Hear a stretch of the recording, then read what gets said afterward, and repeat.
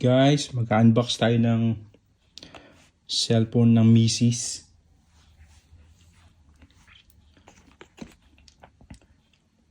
iPhone 15 Pro Max. Okay.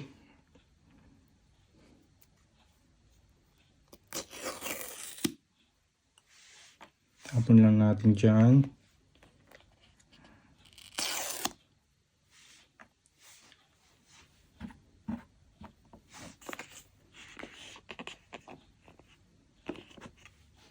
Tabi lang natin itong iba. Lalagyan din natin siya mamaya ng screen protector. At itong case na gagamitin natin, try natin kung magkakasya ba yung pang 14 Pro Max. Kasi hindi pa dumatating na order namin.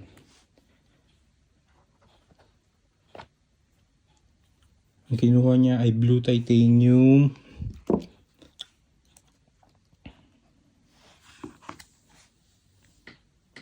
Sabi ko siya mag-unbox pero ayaw niya daw eh.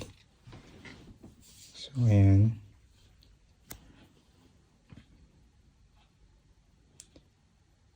Hindi ko muna siya tatanggalin sa... Anong tawag sa ganito? Hindi ko muna tatanggalin to. Kasi lalagyan na din natin siya ng screen protector para sure na malinis siya mamaya. Ito na yung braided cable. Type-C to Type-C na siya.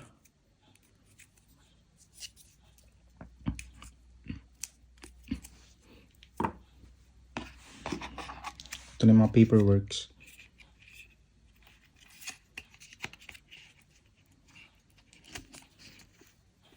SIM ejector.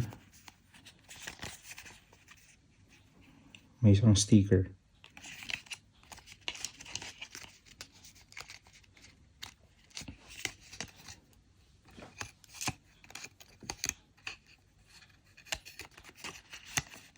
Ayaw niya magpabalik. Alright, tabi na natin ang box. At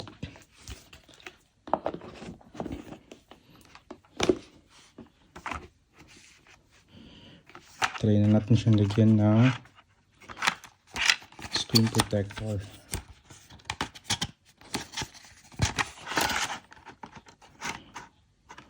Ito palang screen protector from Spigen, hindi ko alam.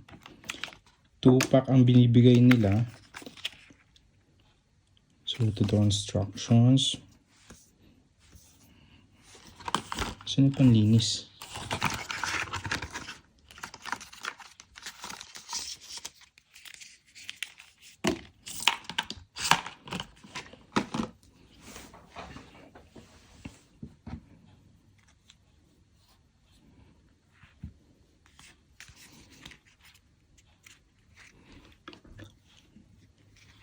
Dito natin nabalik sa box. So, ang instruction,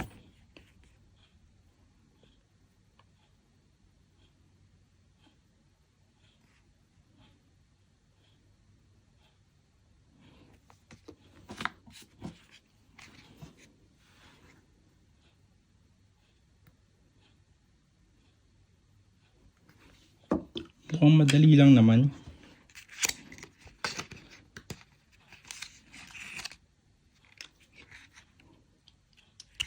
Siguro ang gawin natin, hindi na natin siya linisan kasi direct naman natin lalagyan.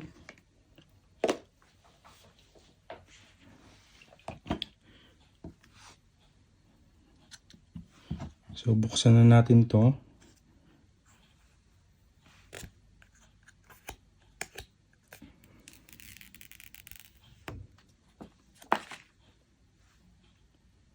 Expect lang natin na mabilisan. Mukha naman walang dumi.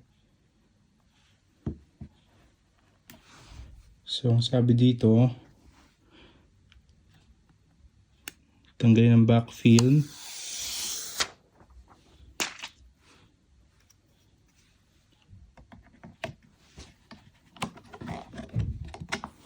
Press. Wait for 30 seconds. Bilang na tayo. 1, 2, 3, 4, 5, 6, 7, 8, 9, 10, 11, 12, 13, 14, 15, 16, 17, 18, 19, 20. 21, 22, 23, 24, 25, 26, 27, 28, 29, 30. Okay. So, remove the sticker daw. Ayun yung magpatanggal.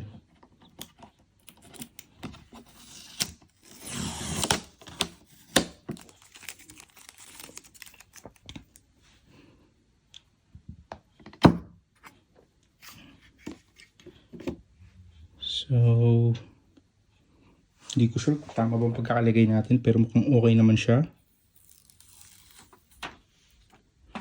May konting bubbles. Pero ang gagawin lang natin dyan, tatanggalin lang natin. Push palabas.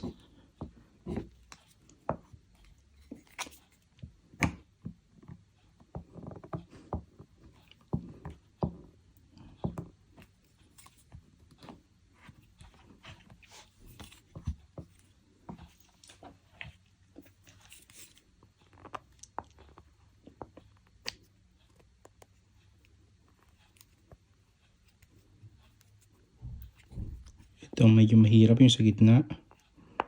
Papatanggal ba siya? Ayaw niya magpatanggal.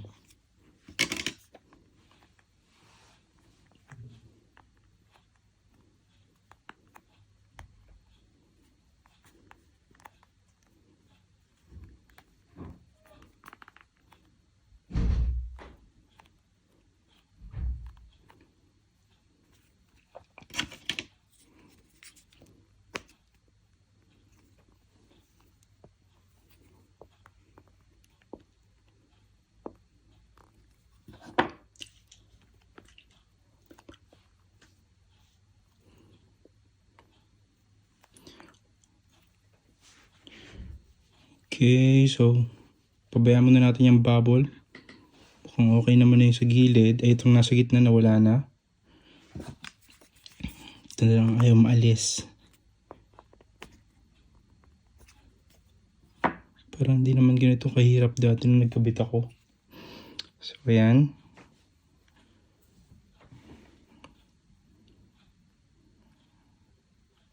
First boot up.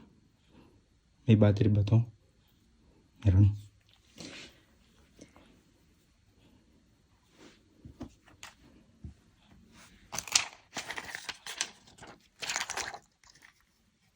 So maganda pa din talaga si SpeedGen, kaso nakakapanibago lang.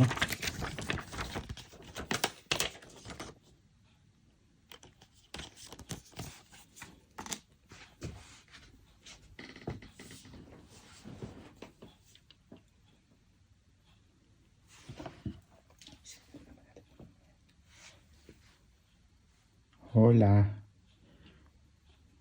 Paano to? Yun. So, yun yung mga options. Pero syempre, English lang.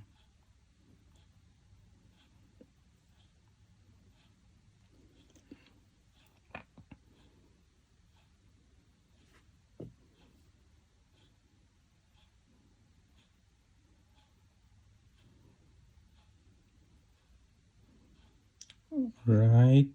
Try natin i-off.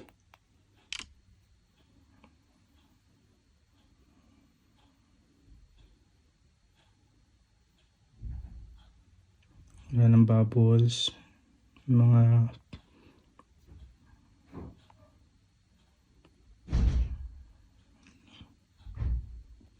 ito merong maliit.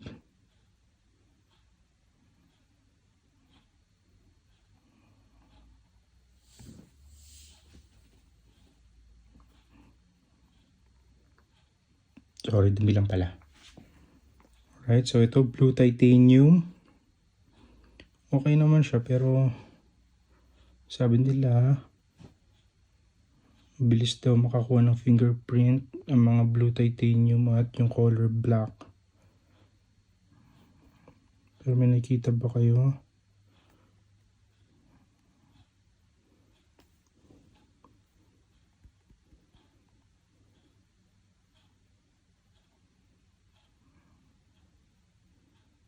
Parang hindi naman masyado. Baka sobrang oily lang talaga ng mga kamay nila. Ito.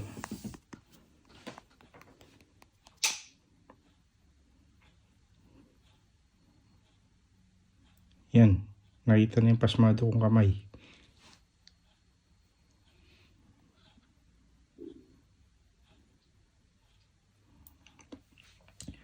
So, ayun.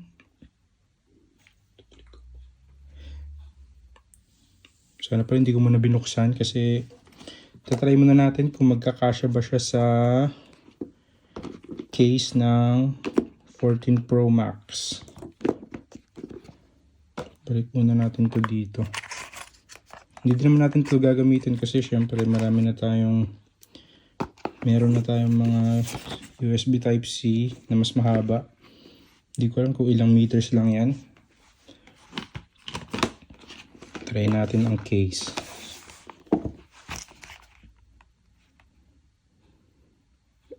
Ito yung case na binili ko dati para sa cellphone ko.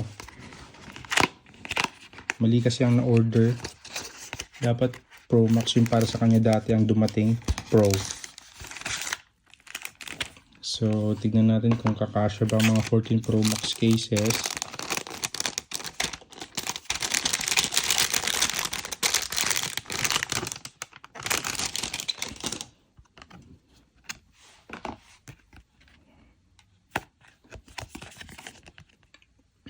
Mga outdated na to.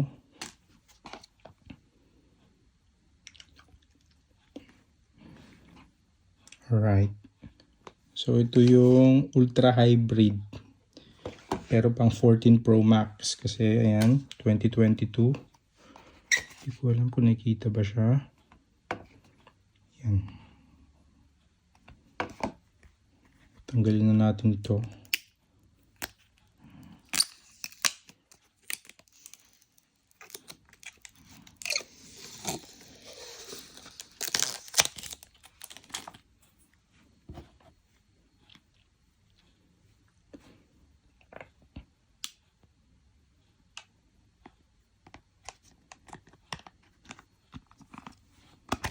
Naman.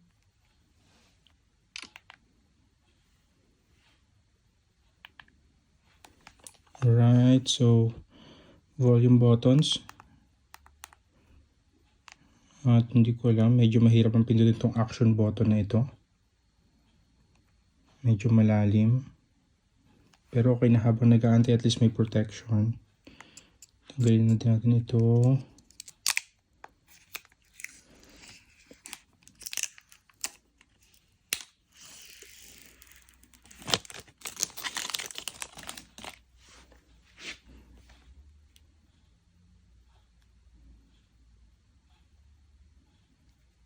Alright, hanggang dito na lang muna. I-set up lang namin ito. At tignan natin kung kailan dadating yung cases na in-order para sa kanya. Yun ang subukan natin. Ito lang medyo hindi fit. Kasi nakikita nyo ba, hindi siya center. Pero okay naman sa volume rack. Power button, okay din. Alert, voice over gesture.